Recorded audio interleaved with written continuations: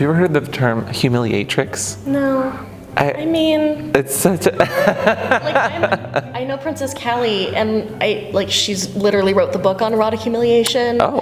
And I don't know that I've ever heard her use that word. Okay. But maybe, who knows? I'm down for more words. I'm all about it. Terminology. If I get to call myself a humiliatrix, then yeah, let's do that. Sure. Okay. I'm in. Hello, and welcome back to What's a Safe Word. I'm Amp. I'm Dr. Liz Powell. And today we're going to talk about some humiliating, degrading topics. So I hope you're ready. But first, I'd love if you just told the audience who you are, what you do, what you enjoy. So hi, my name is Dr. Liz Powell. I am a psychologist, coach, and speaker. I have an office here in San Francisco, and as of March or April at some point, I'll have an office in Portland as well. I love working with clients who are queer and non-monogamous and kinky, and I think great sex can change the world. Those of us who go after what we want, who live lives of authenticity, who set good boundaries and ask for what we want, we're building the skills that we need to make the world a better place. Oh, that's beautiful. So erotic humiliation is just a form of almost psychological for some people, or physical humiliation that turns you on. Mm-hmm. Is there a certain way you would explain erotic humiliation to someone who's new to it? Sure. So I talk about erotic humiliation as playing with your mind the way that you play with your body for other aspects of kink. So it's about taking things that make you nervous or scare you or that make you feel embarrassed or uncomfortable and exploring them in a purposeful way. In her book, Enough to Make You Blush by Princess Callie, she talks about there being kind of different levels.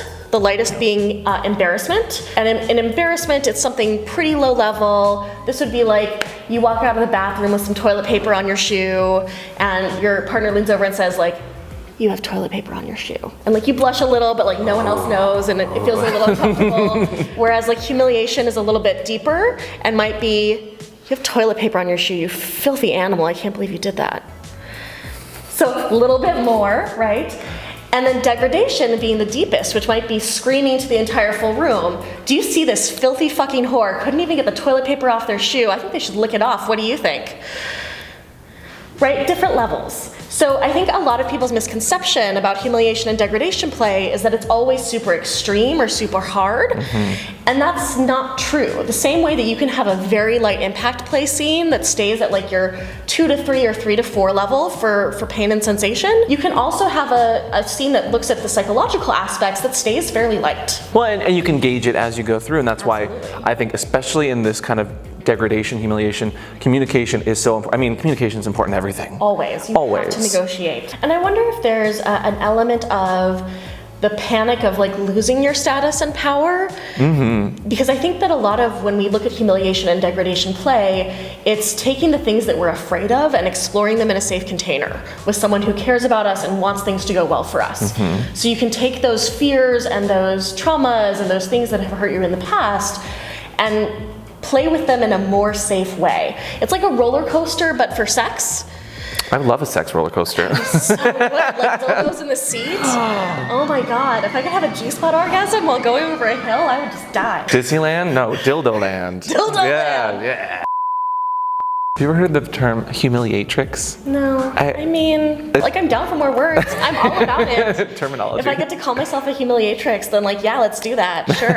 It's so interesting because when we look at the world of sex work as it intersects with BDSM and particularly the psychological sides, it's very strongly focused, I've found, towards femme or woman presenting doms who are doing that kind of work. That there is a certain subsection of sex work that is looking for female dominance in a way that is about degrading and humiliating folks. And I think a lot of that maybe intersects with cultural axes of oppression and power, because in our culture, men are given a lot more power and control. They are privileged in relation to their positions at work and how they are promoted and viewed by others. And there is a way in which that humiliation play with female dominance and with femdoms can flip that power dynamic and kind of push at the buttons that privilege creates for people. Casual players, so people who aren't pros, almost every dude thinks he's a dom at first, which is hilarious as a woman who dates people of all genders. There are so many men who are like, I'm a dom. I'm like, no, baby, no. I don't think that's the case. Listen. No. I mean, and I've had several partners who are like, yeah, I want to explore this kink thing. And I'm like, okay, great. And we start doing stuff and I'm like, hey, why don't we experiment with me topping you for that and see how that goes? And they're usually like, oh my God, that's so much better. I'm like, I know, right? So as far as humiliation goes, in the piece of Masochism of Escape from Self in the Journal of Sex and Research, they say that sadomasochism, masochism, humiliation are all kind of in the same boat, and people generally practice it for 3 different reasons. The first of which is representing a learned behavior. The second is an escape from self-awareness, looking to find psychological relief or catharsis. And the third of which is learning to build self-esteem for something that you might be really self-conscious about and just learning and growing from there, so you are a stronger, more self-realized person. The beauty of this kind of play is that you get to take the things that scare you, the things that you're most worried might be true about yourself, and let someone help you explore that zone together. And for me, when I do this kind of play, it lets me say, what are the things I'm most afraid of? What are the things I don't want people to say to me? Can I experience that in the context of someone who cares about me, and then know that it's not true? Like, I've had super intense scenes. I had this great one a few years ago. I was playing with this guy. So he showed up, lifted me up off the ground, dragged me into the bedroom, and started like fucking everything that he possibly could fuck on my body. And it was great. He was he should just try my I mean, even that's pretty useless. It must be from all those taking. Just like pounding away at this. And as we were doing the scene, I was crying. It was like hitting really deep things that were coming up for me in that time.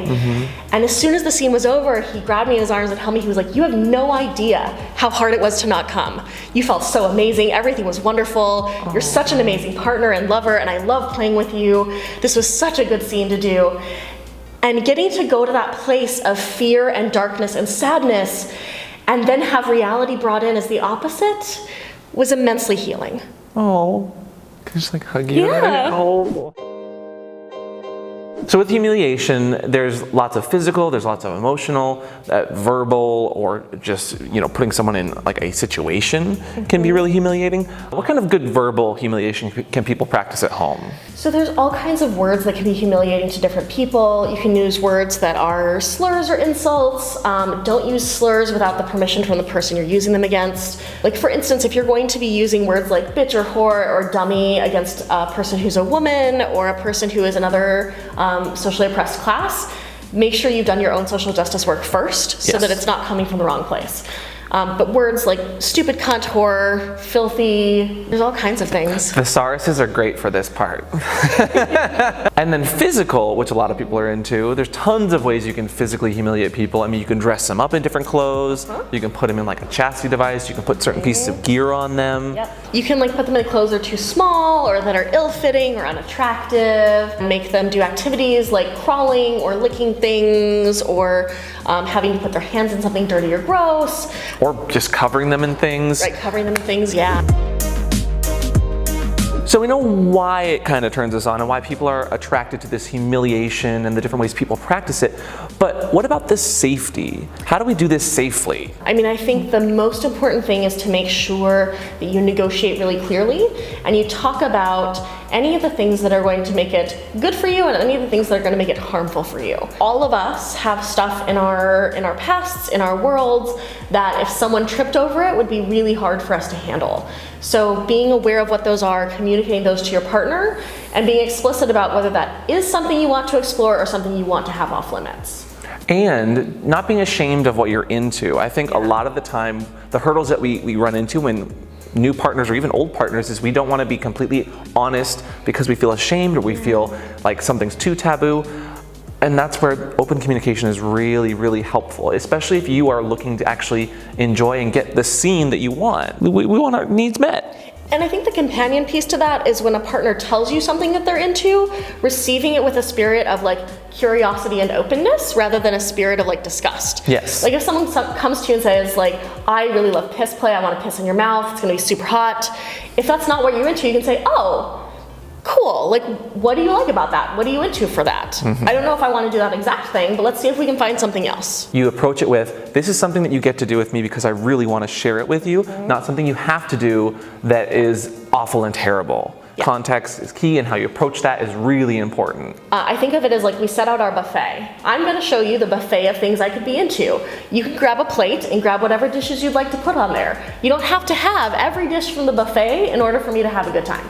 I love that. You should write a book. I am writing a book. When we talk about things like safety, a lot of times we're talking about the safety of bottoms. Even in things like impact play or rope or these other things, we have to be mindful of top safety as well. With humiliation and degradation, if you're the top, you might be saying or doing things that afterwards you say to yourself, like, how could I have ever done that? Having both an aftercare plan for top and bottom and a trigger plan for top and bottom. Aftercare is if things go well. Trigger plan is if things don't. An aftercare plan for a top might involve having a check-in with your bottom where you ask them, like, hey, what were your favorite things that happened? Because getting that positive feedback can remind you that they enjoyed what happened. I think tops are really afraid to ask for reassurance, and that's sad because they're still human and still need it. And I think we need to make sure that we pay attention to tops' needs when it comes to things like fear and shame the same way we would for bottoms. The decompressing after a scene, that aftercare piece, is important for both the top and the bottom, because you guys get to come together and hopefully form a stronger bond based on, you know, just honest communication and feedback. Yeah. My favorite questions in aftercare are, what were your favorite things that happened during that scene? What would you like more of or differently next time?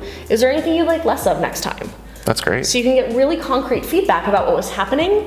And in terms of coming back to like normal headspace, especially if you got deep in top space or subspace, it's helpful to bring you back to an analytical, more conscious brain space. Well, and along the same lines, so what are some good questions you think that could be asked during a humiliation kind of negotiation, like building up to that? I think it's always helpful to start with, have you ever done this before? And if so, tell me about a scene that was really hot for you. And then ask the follow-up question of like, what made that so hot? Because you may be listening to the scene and thinking that it's about the words they were saying or the outfit they were put in, when really it was about the look on the person's face saying those things to them. Yeah, what pieces of gear, what words that they're using, what kind of degrading nature or demeanor they need to have. I think looking also at, like, is there a place or a context that makes it different? Public versus private. If you're doing public at a space that is not a sex space, just remember, no one else there consented to be in your scene. And there are things you can do in public spaces that keep you from traumatizing others. Like, you can do verbal humiliation and degradation play at a restaurant if you use a lower toned voice and keep your faces normal. Like, if you're like, man, you're such a stupid slut. Oh, thank you. I can't believe what a filthy whore you are. You're such an asshole. I mean, you're just so terrible. I should make you lick my toilet. Did you dress yourself? Your shoes don't even match your shirt. Someone looking, especially if the restaurant's a little noisy and they can't hear exactly what you're saying, would have no idea what we're saying to each other. But we're still having it in public, and that makes it more shameful for some people. And hotter. Yeah. In some Sometimes, instances. yeah. And actually, I really like your top. So Thank you. I love this sweater. It's so nice. So I think another important question is looking at what different reactions mean. So if the bottom is crying, is that a good thing or a bad thing? If they're screaming, if they've gone silent, if their body is tensing, how am I going to know by looking at you and hearing you where you're at and whether we're on the right track or going too far? And even like small cues, like maybe you're not good at safe words, or maybe you know that in a very subspace you can't really talk or use safe words. Maybe eye contact is really important, or you have hand signals. There's other ways to stop a scene and let your top know or let your bottom know that you just need a second or you need to break. If I'm playing with people, and I got this tip from Stephanos and Shay, who have trouble using their words or who lose their words at some point, either deep in subspace or whatever, it's helpful to have a safe word where you have to do something to indicate that you're a green, rather than do something to indicate you're a red or yellow. So the system that they talked about was there was a person who would have their hands up, both hands is a green, one hand is a yellow, nothing moves as a red. And that way, if you're staying still and stable, you're indicating that you need to stop. No, that's great. Yeah. Especially when you're working with humiliation and degradation, tears might be a great sign, tears might be a bad sign. There's no way for you to know unless you ask that bottom for that day where they're wanting to go. Because for one person, crying might mean we're at a 3. Some people cry, it's great. For someone else, if they're crying, it's already at a 9 and they are way overloaded. I think too, you need to take some time to get to know someone to figure out like, what are their landmines? Are there any triggers or traumas that you might end up stumbling over that you didn't know were there? And it takes some time to get to know someone well enough to find those out. There's a lot of different components that go into it. Yeah, context is very key with that kind of play. Yeah. Especially what you're going to do, your background, because there are landmines, like you said. For some people, they're very, very conscious and self-conscious about certain things. Right. And that's where this play can help them get over that, but it has to be done delicately and properly and negotiated. And it's okay to say that there's an area that's off limits. Like if I'm new to playing with someone and I'm not feeling great about my body, I'm not gonna let them say stuff about my body. I'm not gonna let them talk about my weight. I'm not gonna let them talk about any of those things because I don't feel confident that I can hold that. The boner does not mean you're enjoying yourself. No. You know. Wetness does not mean you're enjoying yourself. Emily Nagoski's Come As You Are talks about erections and vaginal lubrication are more signs of sexual relevance than of sexual excitement or desire. Well, that's a lot of unpacking. Thank you so much for coming on, Liz. Thank you so much for having me. You are a very educated person when it comes to humiliation, so I appreciate a fair amount of experience on both sides of that coin. Before you go, and before we sign off, whether you're having kink sex or not, we always ask our guests to give the audience a safe word that they can or can't use. So what would you like today's safe word to be? Ooh, let's do mango. Ooh, mango. I like It's tasty, but a little sour. Okay. And of course, I want to make sure we plug everything that you're doing. So where can people find you? What can they do to support you in your wonderful work? Absolutely. My website is sexpositivepsych.com. Psych is P-S-Y-C-H, like psychologist. I know, it's super witty. I have a YouTube channel also called Sex Positive Psych. I have a couple of classes available online at sexpositivepsych.teachable.com. And my book, which will be coming out very soon, is called Building Open Relationships. It is your practical how-to guide for swinging, polyamory, and beyond. And you can find that at buildingopenrelationships.com. Wonderful. And I'll put all those links down below if you'd like to follow Liz.